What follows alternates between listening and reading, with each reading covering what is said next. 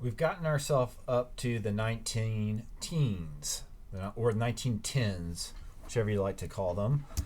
So this is an era where it is very common that you will go to the movies and you see shorts to accompany the feature. So even if the feature was something dramatic, there's a good chance that your experience of going to the movies is going to have these comic shorts in them. So these are what we talked about, the two reelers that were heavily relied upon physical action because, of course, we're still in the era before sync sound. So comedy is action oriented, physical. We've got to see it, right? One of the most famous, most important people involved in these is Mack Sennett, who is the producer, director of many comedies of this era. And he was known in particular for fast action scenes with lots of chases, such as the Keystone Cops series.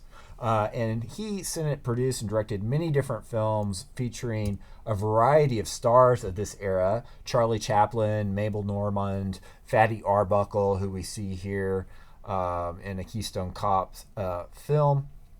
And these are some of the first big stars in Hollywood, and they're comedy stars. They're also involved in some of the earliest big scandals of Hollywood history. Now, I've included on this slide as well a picture of that is a slapstick.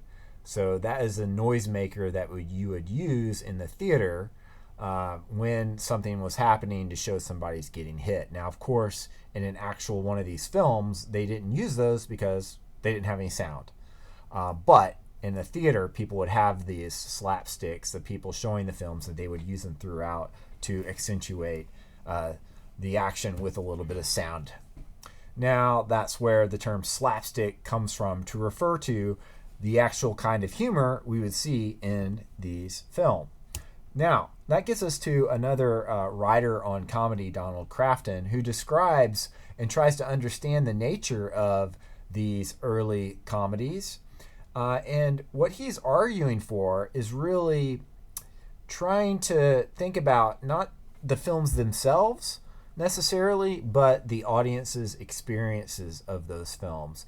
And I also want to be careful here in terms of I'm emphasizing this development towards longer narrative in comedies, but that doesn't mean that the narrative is the most important thing for audiences, right? And it also doesn't mean that I think that these are somehow better or more valuable works of art. And so Crafton is really arguing against the importance for narratives in these films, particularly in the slapstick cinema of the teens and 20s.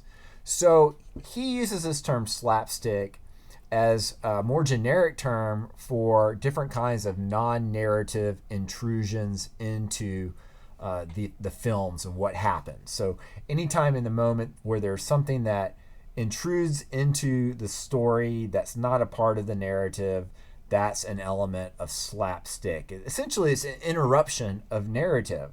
So the gag is a particular form of such an intrusion. For example, the sight gag, right? That's one of the things that he focuses on in the short reading from him that we have. What is the nature of the sight gag or other kinds of gags?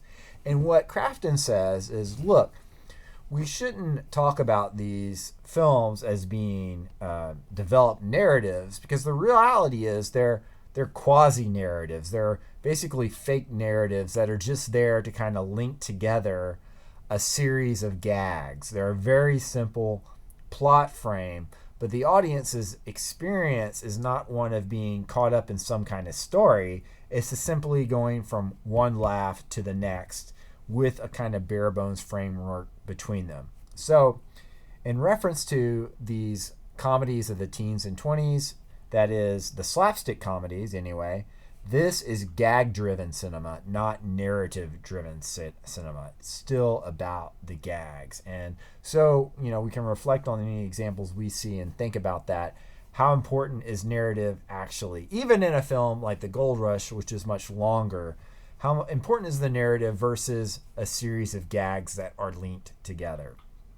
So that brings us to Charlie Chaplin, who starts out, he's a music hall performer, a live theater music hall performer, who is a star of theater and then starts performing in films, becomes a star of films, and then starts directing his own films as well. And one of the things that he's known for, though, is not just being a clown that you laugh at, rather adding an element of pathos to his performances. That there's a sadness. He's a character that we empathize with and understand and perhaps pity in some way. I want to encourage you to go check out the website charliechaplin.com. It's really extensive.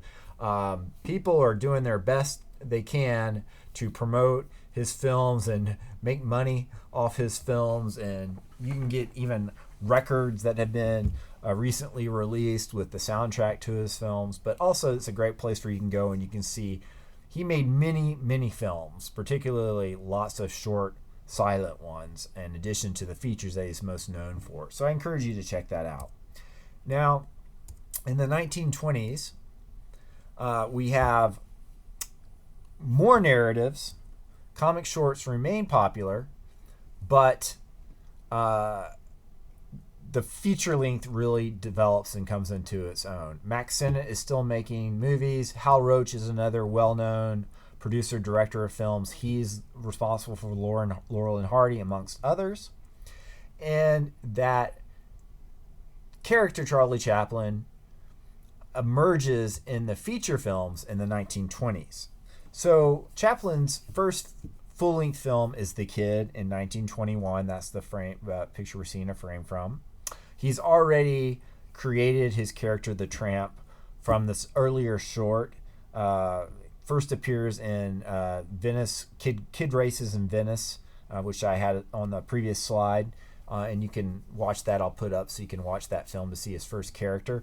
But essentially that was an improvised film on the streets of Venice, California. Some of his greatest films are City Lights and Modern Times. And these are unique because, they're made in the 20s and they are about America in the 1920s and what life is like in the city, what life is like in modern times. They are socially relevant comedy in their way, even though these are silent films. So Chaplin actually goes outside of comedy and makes dramatic films. And then he brings back his classic character, the Tramp, for the Gold Rush in 1925. And the Gold Rush, I've programmed it for you. You have a choice. You can watch the original 1925 version, which of course is before sync sound, or he re-released this film and added a soundtrack in the early 40s, and that I've made available for you. And personally, that's my favorite because I like having something to listen to, and it also has some really funny narration. So be sure and watch that. A couple other key silent comedians are Harold Lloyd. And again, I can't recommend enough his film Safety Last. You have probably seen this image or a version of it. His film Safety Last is famous for the scene in which he is hanging off the hands of this clock from a skyscraper.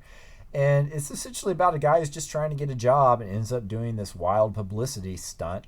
Harold Lloyd was known for these kinds of comedies that involve some kind of thrilling action. He is also easily identifiable by his glasses that he wore, but a different style comedian than Charlie Chaplin.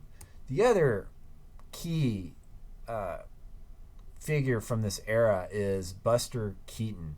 And Keaton starts out as a sidekick to Fatty Arbuckle in the short films of the 1910s. And he's known as being the Great Stone Face. And that's what we're seeing in this picture here, the Great Stone Face. His films are known for having much more complex plots. And a highlight is Sherlock Jr., which includes this really extensive dream sequence in which he plays a person that's running the projectionist at the theater, and he ends up going into the film. So Buster Keaton, again, we could have an entire class just on the silent comedians, but I want to cover lots of other stuff. But I highly recommend you check out Sherlock Jr. from Buster Keaton, as well as Safety Last from Harold Lloyd.